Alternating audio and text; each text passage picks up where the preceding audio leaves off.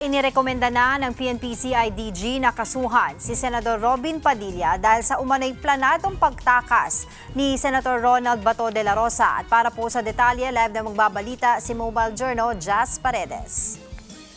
Jazz, ilan ba ang lahat nakakasuhan ng obstruction of justice?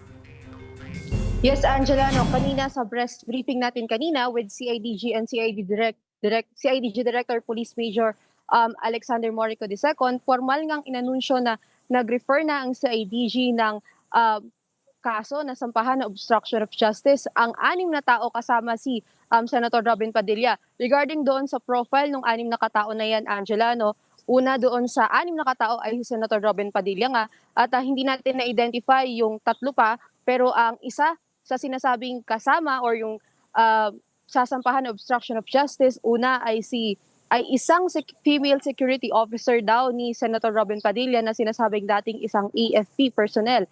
At ang kasunod naman siya ng isa pang tinutukoy na sasampahan ng kaso or nire-refer na sampahan ng kaso ay ang anak ng tiyuhin ni Senator Robin Padilla na siya naman daw may-ari ng backup vehicle na ginamit na pag-escort dito sa pagtakas ni Senator Robin Padilla. So ito daw sasakyan na sinasabi ay isang pick-up truck na nakaabang para sunduin or escort yung pagtakas ni Senator Bato de la Rosa. At kanina doon sa ating press briefing, ang termino pa nga sa atin ni CIDG Director, naging indispensable daw yung cooperation ni Senator Robin Padilla sa pagtakas ni Bato de la Rosa. May resulta na ba sa investigasyon kung kasama yung barilan sa umano'y planadong pagtakas ni Senator Bato sa Senado noong mga nakaraang linggo? Yes, Angela, yan din yung nais natin dinawin kanina sana sa press briefing kanina. At ang nakikita natin kanina ay iniingatan nila yung paglabas ng ilan sa mga detalye during the investigation. They're very careful na hindi ma-preempt or makaapekto sa investigation. Pero sa nakuha natin kanina ay related daw itong 2 incidents. But to clarify, ang kanila daw process of investigation ay magkahiwalay itong 2 incidents na ito. But as of now, they're seeing na related ito, but itin-turn over na daw nila sa DOJ yung further investigation kung ano nga ba talaga yung relation ng 2 incidents na ito. Angela. Meron ba silang nakitang CCTV camera doon sa sinasabi ni Senator, nung mga pulis, na sinabi ni Senator Robin Padilla na binaba niya sa Makati itong si Senator Bato de la Rosa?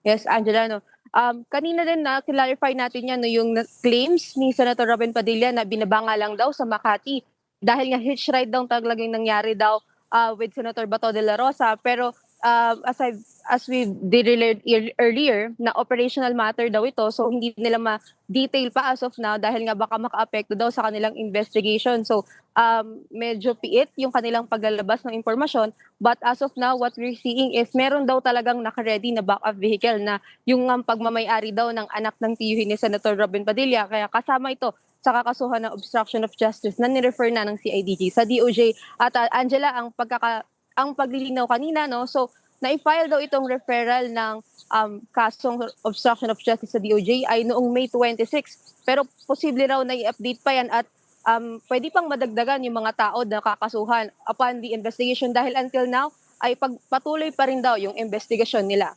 Angela. Maraming salamat, Mobile Journal Jazz Paredes.